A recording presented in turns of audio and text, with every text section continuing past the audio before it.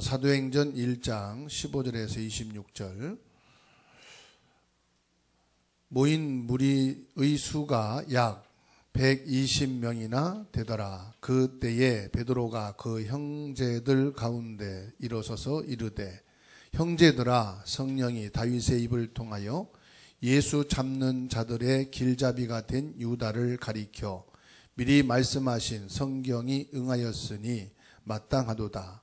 이 사람은 본래 우리 수 가운데 참여하여 이 직무의 한 부분을 맡았던 자라. 이 사람이 불의의 삭스로 밭을 사고 후에 몸이 곤두박질하여 배가 터져 창자가 다 흘러나온지라. 이 일이 예루살렘에 사는 모든 사람에게 알리어져 그들의 말로는 그 밭을 아겔다마라 하니 이는 피밭이라는 뜻이라. 시편에 기록되었으되 그의 거처를 황폐하게 하시며 거기 거하는 자가 없게 하소서 하였고, 또 일렀으되 그의 직분을 타인이 취하게 하소서 하였도다. 이러함으로 요한의 세례로부터 우리 가운데서 올려져 가신 날까지 주 예수께서 우리 가운데 출입하실 때에 항상 우리와 함께 다니던 사람 중에 하나를 세워 우리와 더불어 예수께서 부활하심을 증언할 사람이 되게 하여야 하리라 하거늘, 그들이 두 사람을 내세우니 하나는 바사바라고도 하고 별명은 유수도라고 하는 요셉이요, 하나는 마띠아라. 그들이 기도하여 이르되, 무사람의 마음을 아시는 주여, 이 두 사람 중에 누가 주님께 택하신 바 되어 봉사와 및 사도의 직무를 대신할 자인지를 보이시옵소서. 유다는 이 직무를 버리고 제 곳으로 갔나이다 하고 제비를 뽑아 마띠아를 얻으니 그가 11 사도의 수에 들어가니라. 아멘. 오늘의 말씀을 통해서 성령 인도 받는 사람이라 하는 말씀을 붙잡고 한 주간 응답받으며 성령의 인도받는 축복이 있어야 되겠습니다. 구원받은 사람은 하나님이 성령으로 함께 하시기 때문에 절대로 망할 수가 없습니다.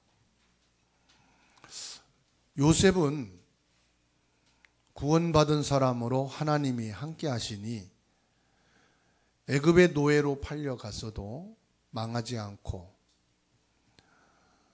승리하게 됐습니다. 교회가 완전히 황폐해진 시대에 하나님께서 사무엘과 함께 하시니 교회를 회복하게 하였고, 하나님의 말씀을 통해서 이스라엘과 전 세계에 말씀 회복하게 했습니다. 다윗을 죽이려고 사울왕은 군대를 풀어서 다윗을 추적하고 매복하고 암살자를 보냈지만 하나님의 성령이 함께 하시니 결국은 살게 되었을 뿐만 아니라 이스라엘과 전 세계의 여호와의 이름을 증거했습니다.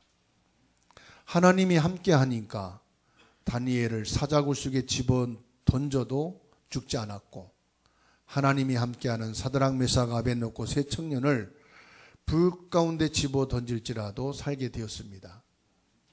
하나님이 함께하는 스데반은 순교를 당했지만 죽은 것이 아니라 영원한 하나님 보좌 우편에 서게 되는 축복 속에 있었습니다.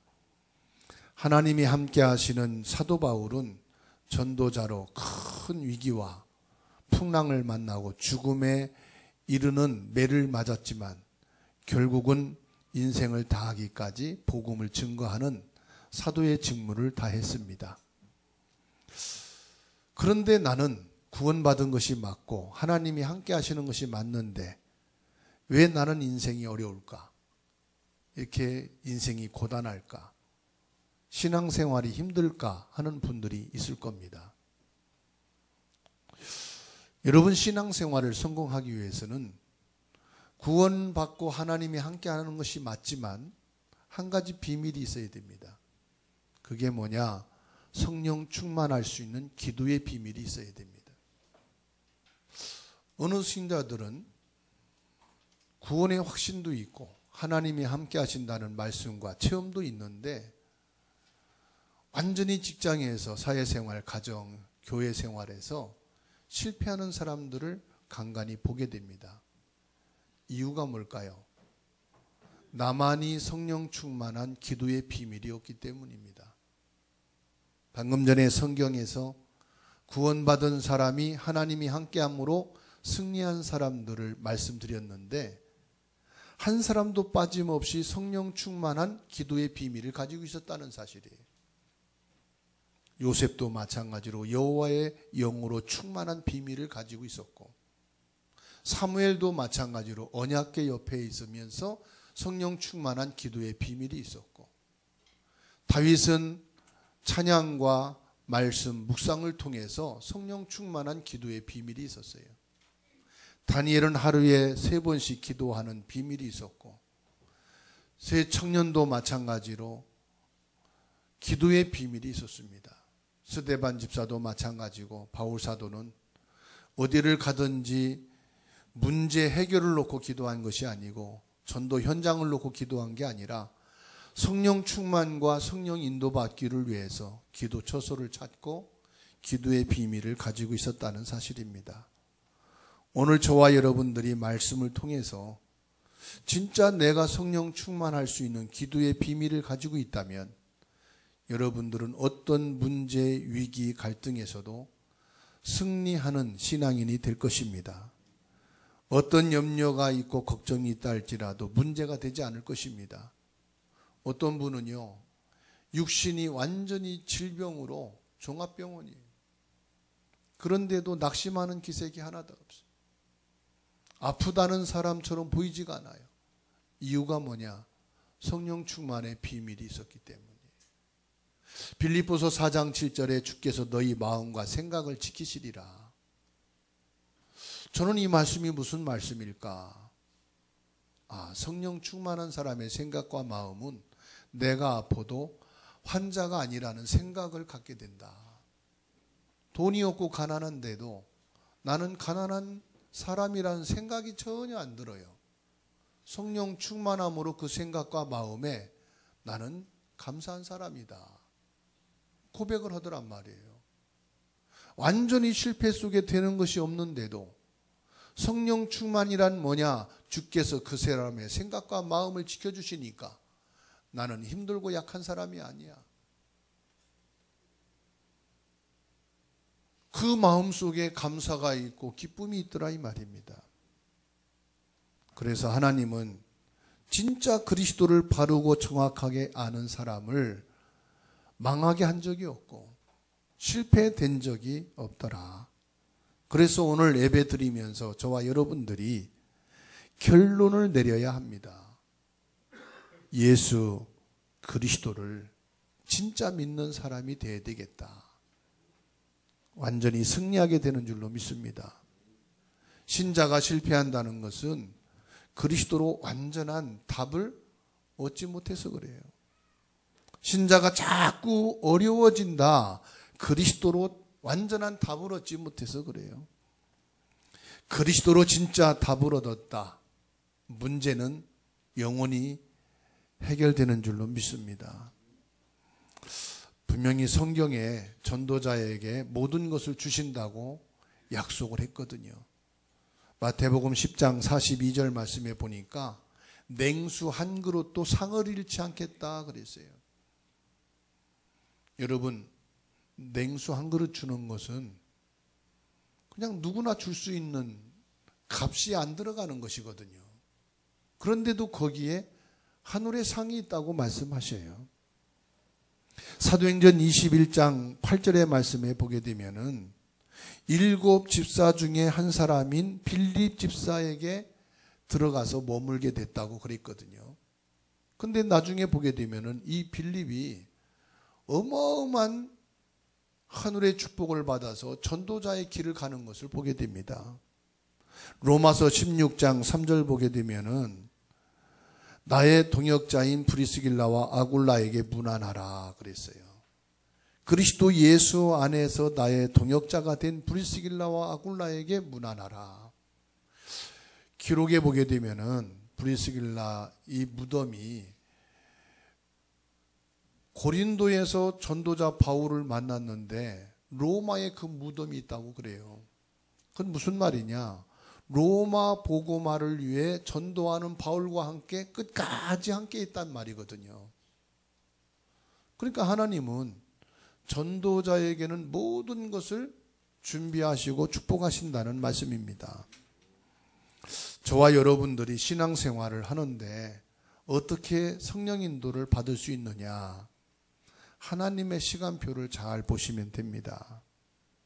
사도행전 6장 6절 말씀 보면은 언약을 붙잡고 초대교회가 기도하고 난 뒤에 7집사를 세웠어요. 그 7집사를 세우는 시간표 속에 있었다는 겁니다.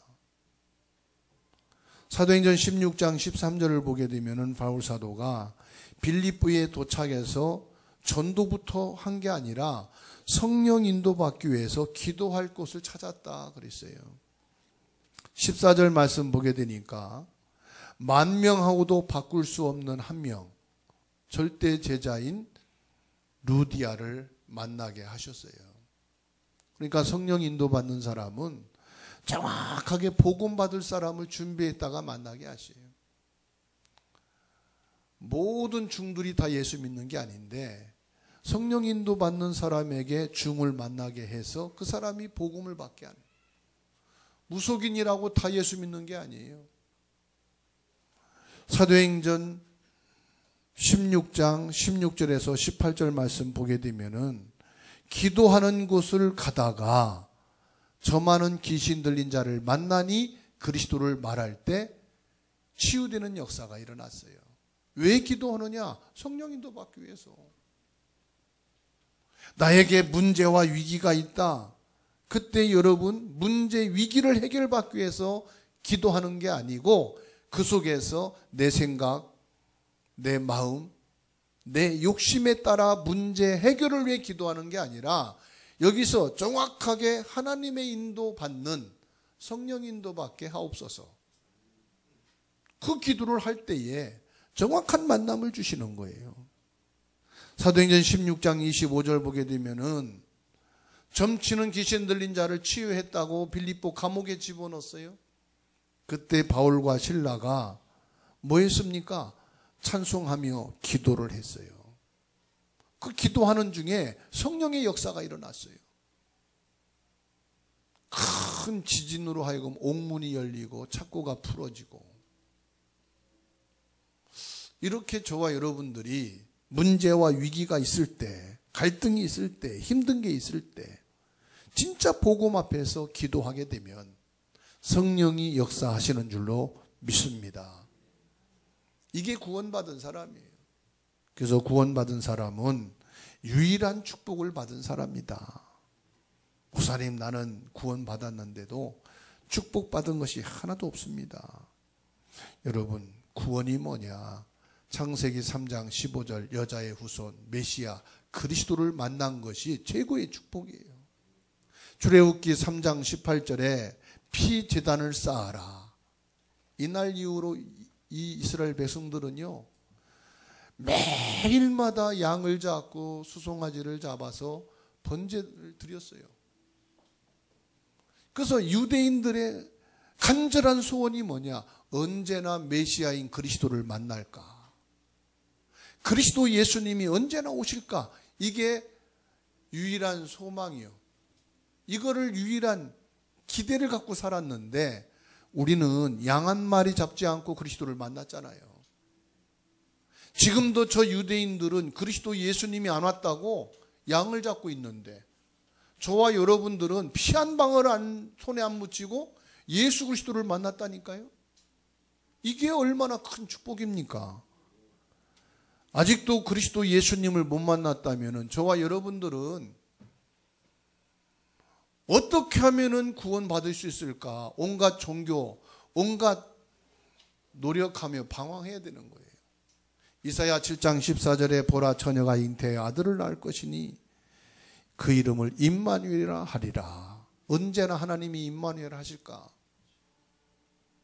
언제나 하나님이 성령으로 잉태하여 이 땅에 오실까? 학수고대 할 건데 우리는 그냥 믿음으로 그 힘쓰고 애쓸 것도 없어. 이 사실을 믿음으로 그리스도를 만나 구원받았다 이 말이에요. 요한복음 3장 16절에 하나님이 세상을 이처럼 사랑하사 독생자를 주셨으니 누구든지 이를 뭐하는 자마다 믿기만 하면 돼. 안 그러면 오늘 여러분 양 한 마리씩 끌고 와야 돼. 그래서 순서대로 그 양 잡는 것을 양 한 마리 잡으려면 얼마나 힘들어요. 물 꺼내야지, 털 뽑아야지, 내장 빼내야지. 보통 힘든 게 아니에요. 암만 빨라도 2-3시간은 걸려요. 여기 앉은 분들 다 양 잡고 가려면 하루 종일 가도 힘들어. 그런데요, 예수님이 친히 번제물이 되셔서 십자가의 단번에 죽으심으로 우리가 구원을 받게 되어진 이것이 축복 중에 최고의 축복이다 이 말이에요. 그리고 영원한 축복 속에 들어간 12사도, 마태복음 10장 1절 보면 예수님께서 12제자들을 부르시면서 하신 말씀이 더러운 귀신을 쫓아내며 모든 병과 모든 약한 것을 고치는 권능을 주시니라. 제자에게는 권능을 주셔서 귀신을 쫓아내고 병든 자를 고치고 약한 자를 치유하는 능력을 주셨다. 그것뿐만입니까? 요한계시록 21장 14절 말씀 보게 되니까 그 성의 성곽에는 12 기초석이 있고 그 위에는 어린 양의 12사도의 12 이름이 있더라 그랬어요.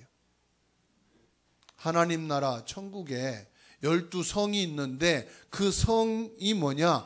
12사도의 이름을 붙여서 지었더라 이 말이에요. 그리고 성경에 보게 되면은 12지파에 대한 예언과 축복이 있거든요. 창세기 49장 28절에 이들은 이스라엘의 12지파라. 이와 같이 그들의 아버지가 그들에게 말하고 그들에게 축복하였으니 곧 그들 각 사람의 분량대로 축복하였더라.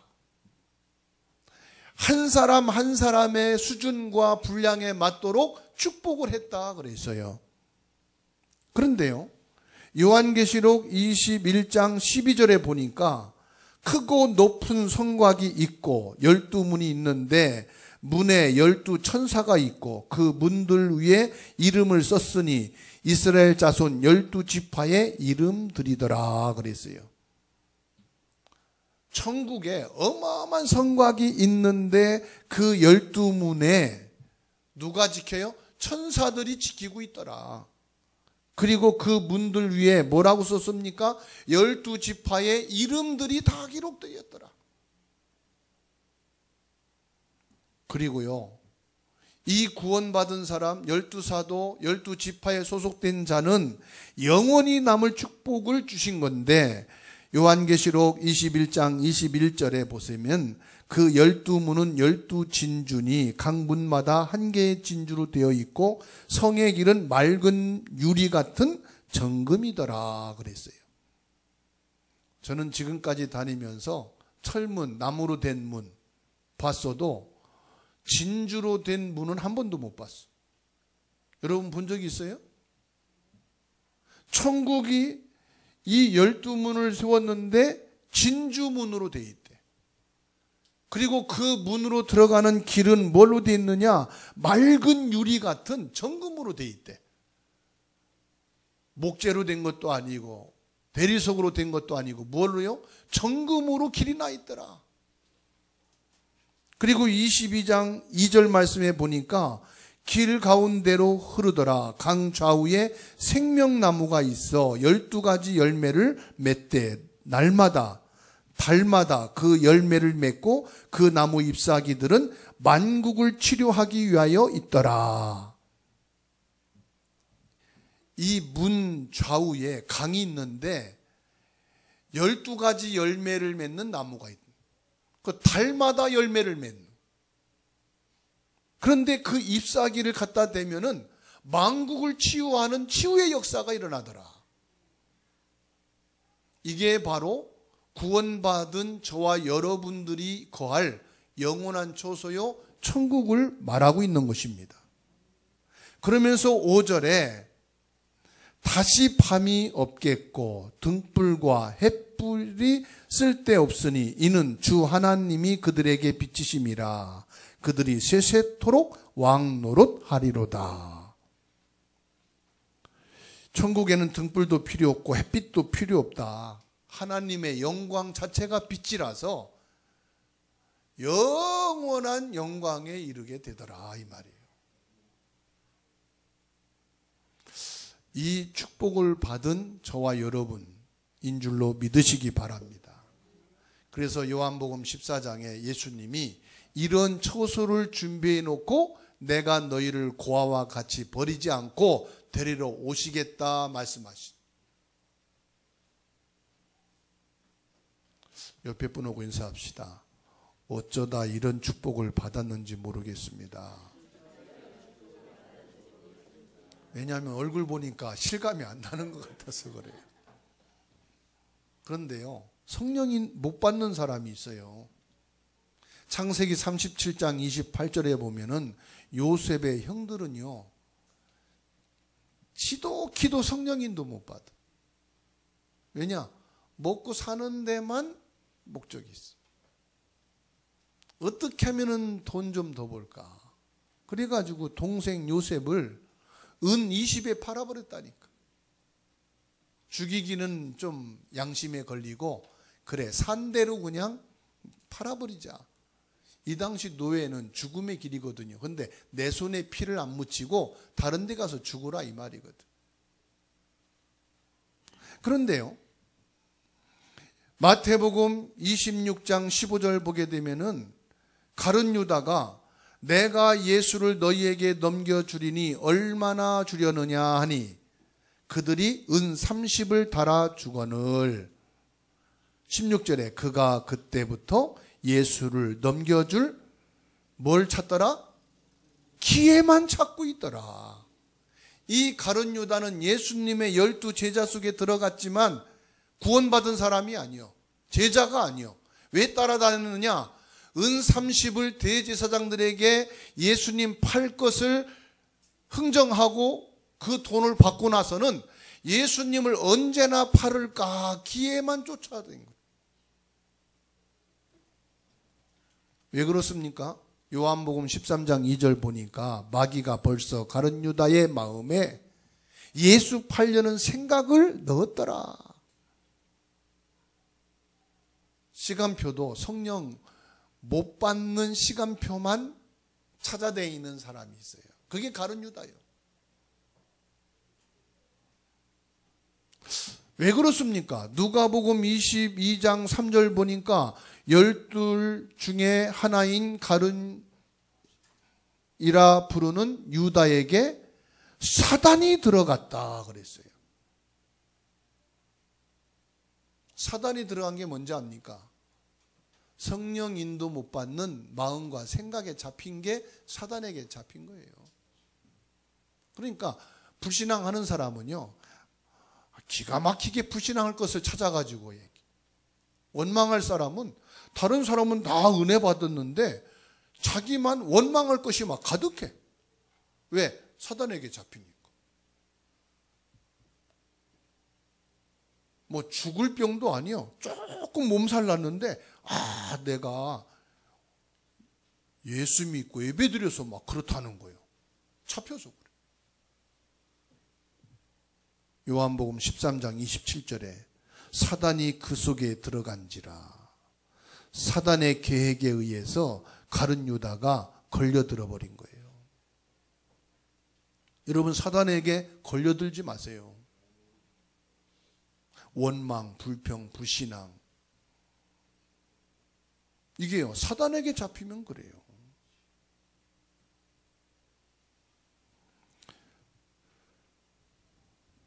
그러면 여러분, 가룟 유다가 예수님 팔았기 때문에 죄인입니까?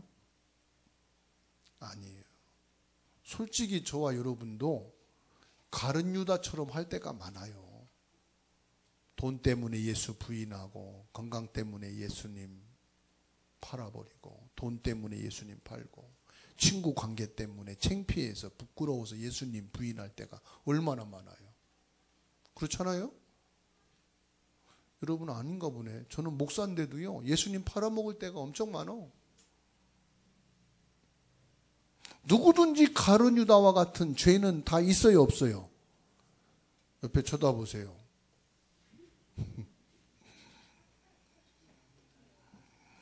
그런데 가룟 유다는 여러분과 다른 게, 여러분 구원받았지만 이 사람은 구원받지를 못했어요.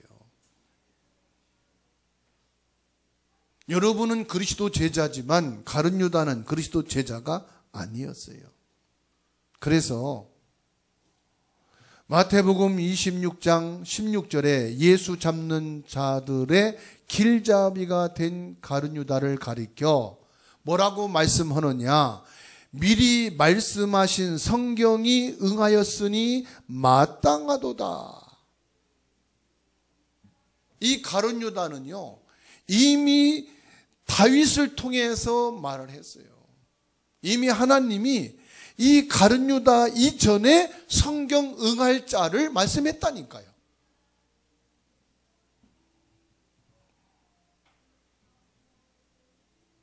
자, 그런데 저와 여러분들이 어쩌다가 성령 인도받는 축복 속에 들어갔냐 이 말이에요.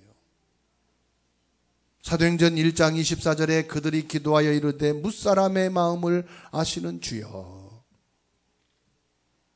뭇사람의 마음을 아시는 주여, 나의 마음을 아시는 주님. 23절에 그들이 두 사람을 내세우니 하나는 바사바라고도 하고 별명은 유수도라고 하는 요셉이요 하나는 마띠아라. 제비를 뽑아 마띠아를 얻으니 그가 11사도의 수에 들어가니라. 저와 여러분들이 예수 그리스도를 믿고 하나님의 자녀가 되어짐으로 이 가룟 유다가 빠진 12사도의 수에 들어갔다 이 말이에요. 요셉을 은 20에 팔아버린 그 형들이 빠진 자리에 저와 여러분들이 예수 그리스도 이름으로 구원받고 들어간 사람이다 이 말이에요. 얼마나 다행이에요. 가룟 유다가 있어서. 그 숫자에 내가 들어갔으니, 요셉의 형들이 있으니 얼마나 감사해요. 그들의 숫자에 내가 들어가게 됐다. 예수님이 뭐라고 말씀했느냐? 너희가 영적으로 이스라엘 아브라함의 후손이다 그랬어요. 우리가 아브라함의 후손인 12지파 속에 소속되어 있는 사람이요 12사도 속에 들어간 사람이다 이 말이에요. 예수님의 복음의 사역을 잘 아는 사람, 22절에 항상 우리와 함께 다니던 사람 중에 하나다 그랬어요. 예수님의 공생의 사역을 통해서 뭘 했어요? 예수가 그리스도다. 예수님이 여자의 후손으로 오신, 성령으로 잉태하여 이 땅에 오신 바로 그리스도 하나님이시다. 그 비밀을 아는 사람이다 이 말이에요. 주는 그리스도시요 살아계신 하나님의 아들이심을 믿는 사람이 이 사도의 숫자에 참여하게 되었다. 마태복음 17장 1절로 8절에 엘리야도 사라지고 모세도 사라졌지만은 오직 그리스도만 남았다는 비밀을 아는 사람. 마태복음 28장 16절로 20절에 예수 그리스도가 부활하신 분이요, 부활하셔서 지금도 나와 함께 계심을 아는 증인, 그 사람이 이 숫자에 참여하게 되었다. 그래서 사도행전 1장 1절로 11절 완전한 주님의 언약의 말씀을 붙잡고 오로지 기도에 힘쓰는 사도행전 2장 1절로 4절에 포함되어진 사람들, 그가 바로 저와 여러분이다 이 말이에요.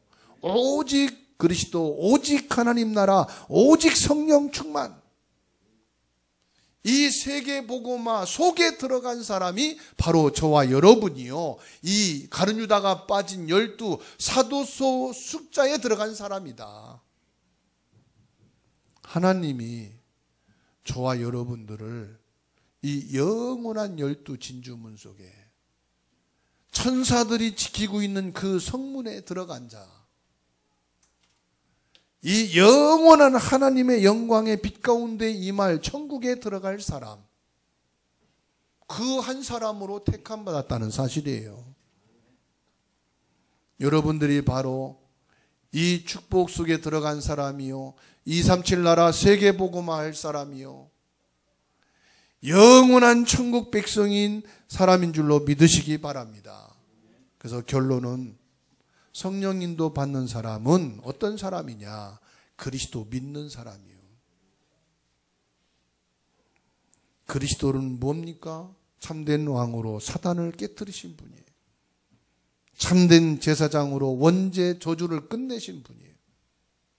참된 선지자로 우리를 지옥 권세를 무너뜨리고 영원한 천국에 들어갈 사람으로 그리스도가 나를 구원하셨다.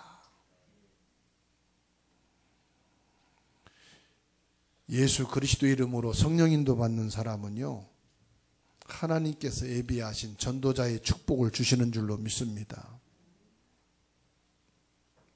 그래서 성령 인도 받는 시간표를 잘 아셔야 돼요. 사도행전 1장 6절, 문제 해결을 위해 기도하지 말고 성령 인도 받기 위해서 기도하자. 사도행전 1장 8절, 성령 충만을 위해서 기도하자. 바울 사도는 중요한 일을 앞에 두고 사도행전 13장 1절로 4절, 성령 인도 받기 위해서 금식해서 기도했어요. 중대한 문제가 왔을 때, 뭔가 일이 안 될 때 짜증내고 불평하고 불신앙하지 말고 사도행전 16장 6절로 10절 말씀처럼 성령 인도 받기 위해서 기도하자.